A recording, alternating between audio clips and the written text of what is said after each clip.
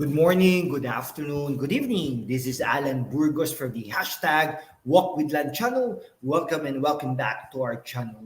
Guys, if you are not yet subscribed to our channel, please do it so now so that you can be a part of this growing family. Officially, we are now 9,168 subscribers. Konti na lang guys, magti 10,000 subscribers milestones na tayo. Maraming salamat at sana kasama ko po kayo pag na-reach na po natin yung 10,000 subscribers milestones natin. Okay? So pag-usapan po natin today ay ang politika dyan sa Maynila.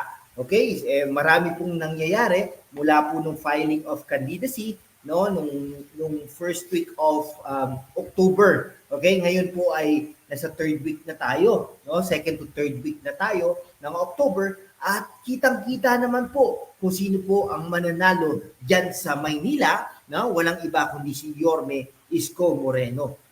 Minsan nagte-third wheel pa ito si Sam Versosa pero wala pong makakapigil. I'm telling this to you na walang makakapigil kay Yorme Isko Moreno na bumalik at magiging mayor ulit at babay na Mayora Hani Lacuna. Okay, recently nagsasalita na rin po talaga si Yorme Isko Moreno ng kanyang mga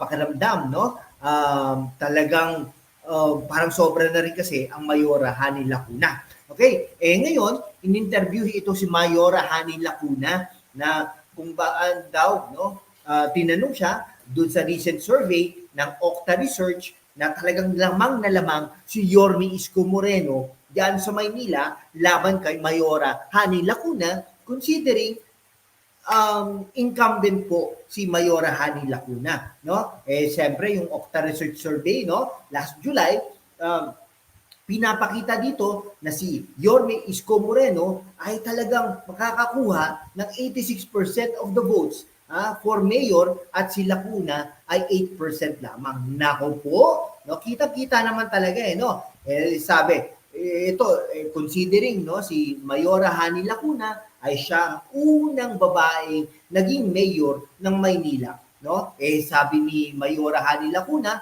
talagang naman daw po, national figure at may good social media presence si Yorme Isko Moreno. Kaya po hindi po siya surprise. Kaya po tila bagang sumusuko na si Mayora Hani Lacuna at ipinapaubaya na ang pagka-mayor kay Yorme Isko Moreno. Alam naman niya, sabi niya, alam naman natin, according to Mayora Hani Lacuna, na si Yorme Isko Moreno ay national figure. And talagang tumakbo pa po ito na 2 beses, isa pagka-senador at isa ay pagka-pangulo, ngunit natalo po sa 2 pagkakataon. Okay. Ito, di ba, noong 2016, natalo po siya at naging 16th place po siya. Tapos noong 2019, tumakbo po siya mayor, ay nanalo po siya, si Lacuna po ang kanyang running mate.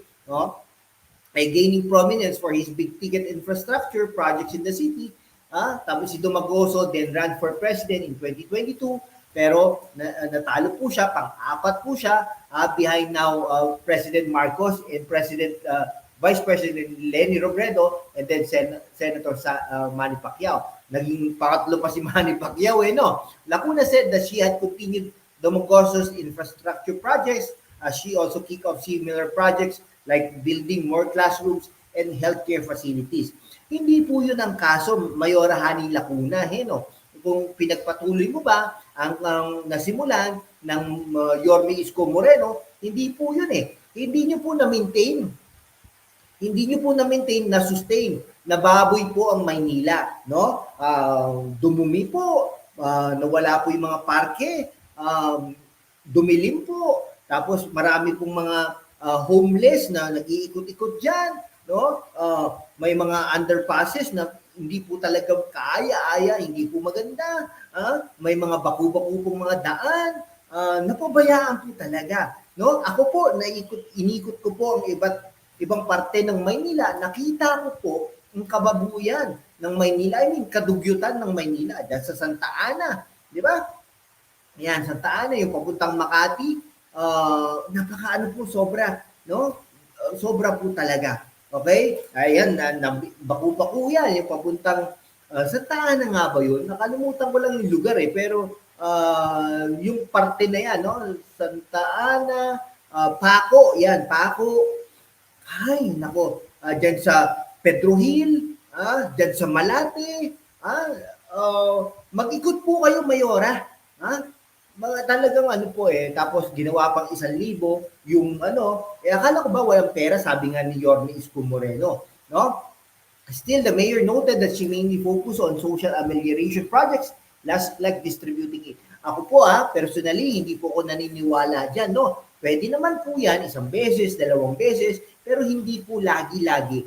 Pinapipila po natin ang ating mga kababayan upang maging mabango ang mga politiko. Gawain po ito ng Speaker Martin Romualdez. Gawain po ito ng Pangulong Bongbong Marcos, no? Bakit po allegedly pero bakit po natin pinapipila ang mga tao? Para lang po maging ano, bigyan niyo po ng oportunidad, no? For example, no? Bigyan niyo ng murang pabahay, no? Ayusin niyo ang mga lugar, no? Pagandahin niyo ang mga kalsada, bigyan niyo ng training and murang pautang, okay? Yung mga ganon.